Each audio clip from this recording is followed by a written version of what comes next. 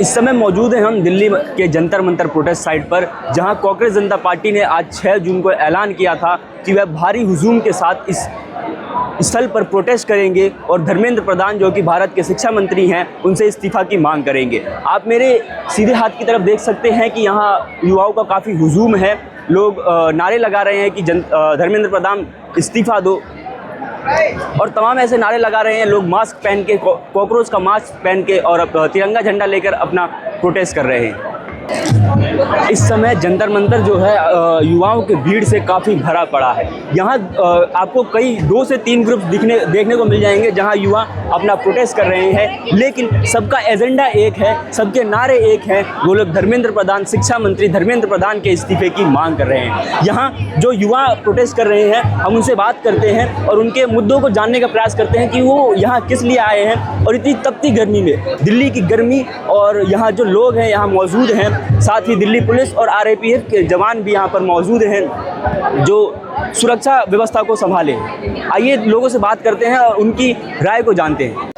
यहाँ पर हमारे साथ एक युवा मौजूद है जो एक पोस्टर लेके घूम रहे हैं जिस पर लिखा है waiting for government exam that don't leak. Sir, आप क्या मैसेज देना चाहते हैं? आप आए दिन देख रहे हैं कि हमारा पेपर लीक हो रहा है, तो हम इंतज़ार कर रहे हैं कौन सा पेपर गवर्नमेंट का लीक नहीं होगा, और हम इस्तीफ़ा भी चाहते हैं धर्मेंद्र। आपकी उम्र क्या होगी? उम्र 17 साल। उम्र 17 साल। आप भी एग्ज़ाम दे रहे हैं या फिर आपने कोई एग्ज़ाम दिया है? अभी स्टूडेंट हूँ, तैयारी कर रहा हूँ IIT JEE की तैयारी कर रहे हैं। ठीक, धन्यवाद। आपने देखा कि एक यूथ है जो IIT JEE की तैयारी कर रहा है और वह एक बैनर लेके घूम रहा है कि वो इंतज़ार कर रहा है कि ऐसा कौन सा सरकारी पेपर है जो लीक ना हो। अभी टाइम करेक्ट 11 बज रहे हैं और ये दोपहर का समय है।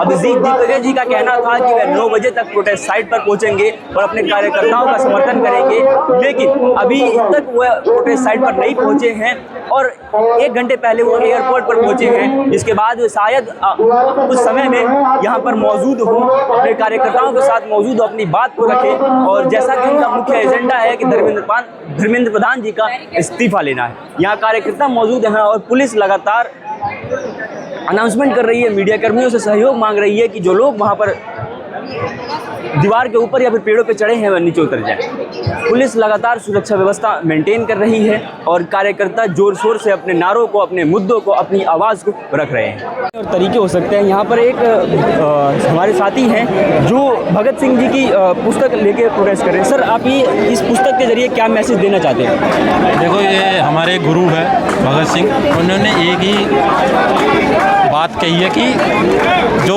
गलत है उसके खिलाफ खड़ा होना है। अंग्रेज़ों ने इन्हें भी देशद्रोही और आतंकवादी पता नहीं क्या क्या बोल, अगर हम यही बताने आए कि हम खड़े हैं और जब तक इस्तीफा नहीं होगा हम नहीं हटने वाले। जैसा कि आज के प्रोटेस्ट का आह्वान किया गया था, अगर धर्मेंद्र प्रधान जी आज इस्तीफा नहीं देते हैं या उसमें कोई पॉजिटिव बदलाव नहीं होता है, तो क्या आप लोग ये प्रोटेस्ट आगे कंटिन्यू करोगे या फिर ये आज में ही समाप्त हो जाएगा? नहीं, ये कंटिन्यू रहेगा। लोगों में एक विचारधारा उत्पन्न हुई है, अगर ये भी खत्म होगा तो लोगों के अंदर से विचार थोड़ी खत्म कर दोगे।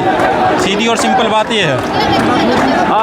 प्रोटेस्ट सिर्फ धर्मेंद्र प्रधान जी के लिए है क्योंकि NTA के जो चेयरमैन थे और सेक्रेटरी थे उनका तबादला कर दिया गया है एग्रीकल्चर डिपार्टमेंट में। उस पर आप कुछ बोलना चाहेंगे? नहीं, यहाँ पे ऐसा होता है, सरकार में जो जितना करप्टेड है उसकी उतनी ऊपर पोस्ट है, वो सिस्टम चल रहा है। बिल्कुल सिस्टम करप्ट कोलैप्स हो चुका है। अब ऐसा ऐलान था कि उन्होंने अपने कार्यकर्ताओं से अनुरोध किया था कि एक तिरंगे झंडे के साथ वे आएँ। वैसे ही यहाँ पर एक व्यक्ति मौजूद है जो भारत के झंडे के साथ कॉकरोच का मास्क पहने यहाँ पर मौजूद है। सर, आप यहाँ पर कैसे हैं और मतलब आपका मुद्दा क्या है यहाँ पर आने का?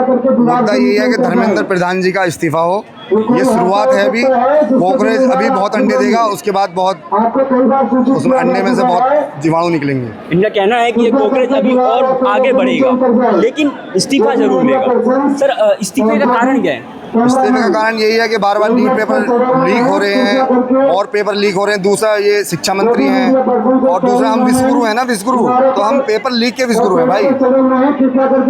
इनका कहना है कि जो प्रधानमंत्री नरेंद्र मोदी का एक एजेंडा है कि भारत को विश्व गुरु बनाना है, ये विश्व गुरु नहीं बना रहे हैं, ये पेपर लीक में विश्व गुरु भारत को बना रहे हैं। लेकिन सर, क्या धर्मेंद्र प्रधान के इस्तीफे से केवल ये मामला सुलझ जाएगा?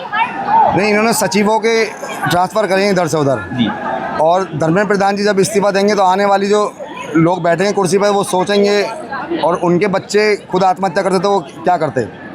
ये बहुत एक गंभीर मुद्दा है कि छात्र जो पेपर की परीक्षाओं की तैयारी करते हैं और जब वो पेपर होने के बाद लीक की खबरें आती हैं और सुसाइड के जब केसेस आते हैं, भारत उसमें उछले पायदान पर आता है। सोशल मीडिया पर बहुतायत जनसंख्या युवाओं की है। ऐसा कहा जा रहा था कि जो लोग सोशल मीडिया पर सीजेपी को फॉलो कर रहे हैं वो सारे युवा हैं, लेकिन ऐसा बिल्कुल भी नहीं है, क्योंकि इन युवाओं के बीच प्रोटेस्ट में हमें कुछ बुजुर्ग व्यक्ति भी मिल रहे हैं, जो आइए उनसे हम बात करते हैं। सर, आप भी यहाँ पर प्रोटेस्ट में आए हैं। जैसा कि आप लोग देख रहे हैं कि ये सिर्फ युवाओं का प्रोटेस्ट नहीं है, यहाँ पर बुजुर्ग व्यक्ति भी हैं जो वो मानते हैं कहीं ना कहीं कि प्रोटेस्ट ये जो है जायज़ है। पेपर लीक एक मुद्दा है जिसको लेकर के यहाँ पर लोग मौजूद हैं, इनसे बात करते हैं। सर, आपके क्या मुद्दे और आप यहाँ किस लिए आए हैं? मेरा कोई मुद्दा नहीं है, मैं तो देश का भविष्य, जो मेरे 2 बच्चे हैं जी, एक बीएससी में अभी इंटर पास आउट किया है, वो दोनों अंदर हैं, मैं उनके साथ आया हूँ। देश का भविष्य सड़कों पे है, ये इससे आज शर्म की बात और क्या हो सकती है? एक फादर होने के नाते अंकल सिर्फ अपनी रिस्पॉन्सिबिलिटी नहीं निभा रहे हैं, उसके आगे भी जो कार्य होते हैं वो कर रहे हैं। उनके बच्चे वहाँ पर प्रोटेस्ट में हैं, लेकिन वो यहाँ पर आए हैं उनकी सुरक्षा के लिए, उनके साथ रहने के लिए और उनकी बातों को रखने के लिए। सर, सरकार से आपकी क्या मांग है? क्या आप कुछ कहना चाहेंगे? सरकार से तो नाउम्मीद हो चुके हैं। नाउम्मीद हो चुके हैं, ऐसा क्यों? ऐसा क्यों? क्योंकि और सरकार से भी नाउम्मीद क्या करें, गलती तो हमारी है जो हम भुगत रहे हैं। ऐसी मतलब आपकी क्या गलती हुई? वही 90s के आंदोलन में अगर हम राम जन्मभूमि आंदोलन से नहीं जुड़े हुए होते, कार सेवा हमने नहीं करी होती, हमने बीजेपी का वोट नहीं दिया होता, तो आज ये दुर्भाग्यपूर्ण प्रधानमंत्री चौथी फेल हमारे सर पे नहीं होता। जैसा कि अभी आईपीएल ख़त्म हो चुका है, लेकिन आईपीएल का क्रेज़ नहीं ख़त्म हुआ है। यहाँ पर एक व्यक्ति हैं जो आईपीएल का पोस्टर लिए मौजूद हैं। सर, ये आईपीएल से आप क्या कहना चाहते हैं? देख लीजिए, इंडियन पेपर लीग सबसे बड़ा आईपीएल है इंडिया में अभी। ये इंडियन पेपर लीग की बात कर रहे हैं, जिसमें नरेंद्र मोदी, धर्मेंद्र प्रधान और एक एजेंसी है जो एनडीए को ये दिखा रहे हैं। सर, आपकी क्या मांगे? अभी मांग तो सबको पता है ना, resignation of education minister and paper leak को एंड हो। पेपर लीग इतना लीक हो रहा है, आपसे लीक सर, क्या सिर्फ धर्मेंद्र प्रधान जी के रेजिग्नेशन से न्याय मिल पाएगा? क्योंकि बट रिस्पॉन्सिबिलिटी लेना चाहिए ना, रिस्पॉन्सिबिलिटी जिसके अंडर जिस मिनिस्ट्री के अंडर इतना पेपर लीक हो रहा है, उन लोग रिस्पॉन्सिबिलिटी लेना है। पहले भी बहुत मिनिस्टर्स जब उनके मिनिस्ट्री ठीक से काम नहीं करते, हमारे हिस्ट्री में रेसिग्नेशन किए हैं, तो ये भी करें। एनटीए के चेयरमैन और सेक्रेटरी को उनके पद से बर्खास्त कर दिया गया है एंड और एक जॉब दिए ना उनको, एग्रीकल्चरल इसमें भेजे ना जी। हाँ, तो एनटीए का किए, बट ओवरऑल रिस्पॉन्सिबिलिटी किसका होता है? ये पोर्टफोलियो किसके अंडर है? पोर्टफोलियो तो धर्मेंद्र प्रधान जी के अंदर है। हाँ, तो उनके रेसिग्नेशन के मांग में इतने लोग आए हैं यहाँ। इनका कहना है कि धर्मेंद्र प्रधान जब तक इस्तीफा नहीं देंगे वह लोग यहाँ से नहीं जाएंगे। उनका मानना है कि वो अभी इस पद पर हैं धर्मेंद्र प्रधान, जो न्याय कर सकते हैं। फौज, सर, इस बात को मुझे प्राउड है कि मैं फौजी हूँ, लेकिन मुझे इस बात का अफसोस है कि फौज के अंदर राजनीति होने लगी, कैंसर आ गया, भ्रष्टाचार घुस गया फौज के अंदर भी। हाँ, आप भी कॉकरोच बन गए हैं। क्या कहे सर, मनना पड़ता है कॉकरोच, मजबूरी ने कॉकरोच बना दिया आपके। सरकार के लोग कह रहे हैं कॉकरोचों को मसल देंगे, हिट मार दिया जाए। अगर एक कॉकरोच मरेगा ना तो 100 कॉकरोच पैदा होगा। सरकार से बोल देना, अगर एक कॉकरोच मरेगा तो 100 कॉकरोच पैदा होगा। ये शाहजहानपुर का खून है, जहाँ पंडित राम प्रसाद बिस्मिल, अब्दार उल्ला खान, ठाकुर रोशन सिंह, वो शहीदों की नगरी से आया हूँ मैं। हाँ, मुझे सरकार बदलने में टाइम नहीं लगेगा। मुझे सिर्फ 2 लोगों का साथ चाहिए, एक ठाकुर का और एक अफजल उल्ला खान। आप देख सकते हैं, दिल तो रोता है। और इस बार तो हमला हमारे न्यू जनरेशन जन जी के ऊपर हुआ है, जवानों के ऊपर, उनकी शिक्षा पद्धति के साथ खिलवाड़ हुआ है। सर, एक बहुत छोटा सा क्वेश्चन है, लोग धर्मेंद्र प्रधान का इस्तीफा मांग रहे हैं, जबकि ये सारा विवाद सीजीआई की एक बड़े के बाद शुरू हुआ, जो सरकार की भाषा में भाषा मिलाते हुए नजर आए। तो क्या आपको लगता है इस प्रकार के सर्वोच्च पद पर बैठे हुए इंसान को उस पद पर बैठे रहना चाहिए या उनके की मांग करनी चाहिए आपको? देखो, मैं तो ये कह रहा हूँ कि हमारा भारत गलत दिशा में जा रहा था, तो शायद इतने बड़े पद पर जो बैठे हैं उनके मुंह से अनायास ही एक इंसिडेंस हुआ है, शायद उन्होंने जान के नहीं बोला है, मगर एक इंसिडेंस हुआ है कि जिससे इसका जन्म हो गया है और ये जन्म एक शायद सही दिशा में जाए। वो बहुत ही एक सर्वोच्च पद पर है और जानबूझकर ऐसा नहीं बोल सकते, मैं मानता हूँ, मगर अनायास ही एक इंसिडेंस ऐसा हो गया है और ये इंसिडेंस भारत के भविष्य के लिए शायद कुछ अच्छा करेगा, मेरे को ये दिखाई दे रहा है। जय हिंद, जय भारत। हमारे साथ एक भाई मौजूद हैं जो पोस्टर लेके घूम रहे हैं। मैं इनसे पूछता हूँ कि इनके सवाल क्या है और मुद्दे क्या है, ये यहाँ पर किस लिए आए हैं। मैं यहाँ पे सिस्टम के खिलाफ लड़ने आया हूँ। जैसा कि आपके पोस्टर पर लिखा हुआ है देश बचाओ देश के अंदर बैठे गद्दारों से, वह गद्दार कौन है जिसको आप बचाना चाहते हैं? बहुत सारे हैं जिनकी सोच बहुत खराब है, मैं नाम नहीं लेना चाहूँगा, बहुत सारे अभी यहाँ पे ही बहुत मौजूद है जी, कह सकते हैं। गुरु तो उस जिस दिन वो प्रधानमंत्री की शपथ ली थी उस दिन ही बन गया, उस दिन ही बन गया। एक बड़ा सिंपल सा ट्राली हो गया, ट्राली का पूरा हो गया। एक बड़ा भव्य आयोजन होता है एग्जाम होने से पहले, 12वीं के और 10वीं के एग्जाम होने से पहले एक प्रोग्राम करते हैं, परीक्षा पे चर्चा, जिसमें बड़े अच्छा भव्य आयोजन करते हैं। पहले से ही बनाए हुए क्वेश्चन, उनके आंसर होते हैं, पूरा चीजें प्रोग्राम बनी हुई होती हैं और उसको वो लाइव करते हैं इसलिए कि उनकी पॉपुलैरिटी बढ़ जाए। बच्चों को कितना ध्यान रखते हैं केवल ये दिखाने के लिए। इतने एग्जाम फेल हुए हैं, पेपर लीक हुए हैं, पेपर लीक पे एक बार चर्चा कर लेते, पेपर लीक पे एक शब्द बोल देते कि ये बहुत गलत हो रहा है, मैं स्वयं देखूंगा या मैं इसमें इंतजाम करूंगा। सोशल मीडिया पे लोग लिख रहे हैं कि चुनाव तो बढ़िया से हो जाता है, लेकिन पेपर लीक नहीं हो। चुनाव के पहले वादे कर देते ना, क्या करते हैं अभी क्या किया है? हाँ सुनो, चुनाव पे क्या पहले वादे कर देते कि मैं तुम्हारे लिए ये करवा दूंगा, वे करवा दूंगा, मेरे भाई और बहनों, अरे ये करवा दूंगा, वो करवा दूंगा। तो राजस्थान का मुख्यमंत्री की पर्ची लीक नहीं होती। हाँ, एक पर्ची निकालते हैं मंत्री जी और वो पर्ची लीक नहीं होती।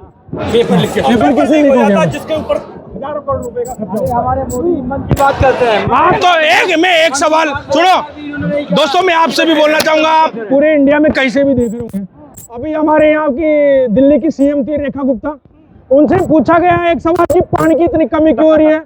अरे हम पढ़े गए, उन्होंने क्या बोला कि गर्मी इतनी हो रही है तो पाइप के अंदर से वेपरेशन के रूप में उड़ गया पानी। अरे वाष्प बन के उड़ गया। अरे पाइप में से कभी वाष्प बन के उड़ता है पानी? अरे मैडम थोड़ा पढ़ लिख लेते, अरे बीजेपी वाले थोड़ा पढ़ लिख लेते आप लोग तो इस देश का ये हाल नहीं होता। क्योंकि जिस तरीके से हमारे राजस्थान की मैं बात करता हूँ, हमारे जो एजुकेशन मिनिस्टर है, हमारे एजुकेशन मिनिस्टर अनपढ़ है, वो पूछता है कि 10th और 10वीं में क्या डिफरेंस है। अरे हम बताएंगे आपको क्या डिफरेंस है। इसलिए मैं बोलता हूँ तो इन युवाओं की जो मांग है उसको पूरा कर लीजिए। आने वाला टाइम ये युवा बदलेंगे, आने वाले टाइम पार्टी बदलेंगे। या बीजेपी के और दूसरे समर्थकों वो कह रहे हैं कि अगर कॉकरोच का निर्माण हुआ तो हिट का भी निर्माण हुआ। कॉकरोच का निर्माण क्यों हुआ है आप मुझे बताओ? कॉकरोच का निर्माण क्यों हुआ? क्योंकि गंदगी इतनी फैला दी ना इन लोगों ने, आपको नहीं पता, इतनी गंदगी फैला दी। मीडिया वाले भी जाते हैं, उनसे पूछते हैं आप आम कैसे खाते हो, क्या केला बड़ा खाते हो या छोटा खाते हो, ऐसे सवाल करते हैं मीडिया वाले। तो मेरे देश का सिस्टम खराब नहीं होगा तो क्या होगा भाई? आप बताओ क्या होगा अगर देश का सिस्टम, अरे क्या होगा? अभी आपको पता है पत्रकारिता कौन होती है? इसलिए इटली में जाने के बाद में एक पत्रकारिता थी, उसने सवाल किया नेशनल लेवल, इंटरनेशनल लेवल पे कि आप प्रेस कॉन्फ्रेंस क्यों नहीं करते, आप मीडिया के सामने क्यों नहीं बोलते स्वतंत्र रूप से? उनके पास में कोई जवाब नहीं था। मैं इसीलिए बोल रहा हूँ क्योंकि हमारी इंडिया की मीडिया बिक चुकी है। ये इंडिया में बहुत कम लोग ऐसे हैं जो बेचारे कोई यूट्यूबर होगा ना वही सच्चाई दिखाते, वरना बिक गए सारी मीडिया। और ये सरकार जिस तरीके से देखते आ रहे हैं हर जगह, मुझे नहीं पता भाई वो ममता बनर्जी क्या बोल रही है वहां से, तो गए हमारी सीटों को जबरदस्ती कुछ ले गया। अब ये क्या हो रहा है भाई देश में? ये जनता पागल थोड़ी है इतना कुछ बोलती है। जो समर्थक है उसमें ज्यादातर बांग्लादेशी, पाकिस्तानी, इस तरह की बात। मैं पाकिस्तान से हूँ, आधार कार्ड दिखाओ मेरा। हाँ दिखाओ आधार कार्ड, मैं दिखाता हूँ आपको। तो मैं क्या बोल रहा हूँ, किसके द्वारा, नहीं ये किसके द्वारा क्या हो गया ये बताओ मुझे, किसके द्वारा क्या कहा गया? नहीं पूछ रहा हूँ। तो फिर बीजेपी वाले ही तो बोलेंगे ना भाई, जो बोलते हैं जो भी दिखता है वो बीजेपी वाले को क्यों दिखता है? मुझे ये बताओ, जो भी दिखता है वो बीजेपी वालों को क्यों दिखता है और लोगों को क्यों नहीं दिखता? बेचारे गांव में किसान होते हैं। अरे यहाँ पे सब किसानों के बेटे हैं, ये कोई अमीर लोग जो बहुत करोड़पति लोग हैं ना उनके बेटे नहीं है यहाँ पे, क्योंकि करोड़पति लोगों को तो उन्होंने फंड देना स्टार्ट कर दिया ना, वो बोलेंगे नहीं। और बेचारे कहीं से लोन ले रहे हैं, कर्ज ले रहे हैं, और उनके बच्चे पिछले 10 सालों से मेहनत कर रहे हैं। उन्होंने बचपन में जब क्लास 2 में पढ़ते हैं ना बच्चे, तभी उनके मम्मी पापा ये सिखा देते हैं बेटा आपको डॉक्टर बनना है, आपको इंजीनियर बनना। तो वो उसी टाइम से उस सपने को लेकर अभी तक चल रहा है। और जब वो दिन आता है उससे पहले हमारी सरकार है पेपर लीक कर देती, तो इससे बड़ी क्या शर्मिंदगी होगी, मैं ये बोलना चाहूँगा। जो है देश के जेनजी को भड़का के बांग्लादेश नेपाल जेनजी पागल है। मैंने क्या बोला, जेनजी पागल थोड़ी है, जेनजी भड़केंगे क्यों यार? ये तो सोचने वाली बात है ना, पढ़े लिखे है ना। जब रेखा गुप्ता ने वेपरेशन वाच बना के उड़ा दिया, हम समझदार है ना, हमने तो नहीं मानी बात, मीडिया ने मान ली हो ये बात। मीडिया मान भी सकती है क्योंकि वो बात है। मेरा कहना अगर नहीं सुधार सकते तो आने वाले 2028 के अंदर ये सरकारें चेंज कर देंगे, ये वो जेनजी है। चुनाव कैसे जीत जाते हैं?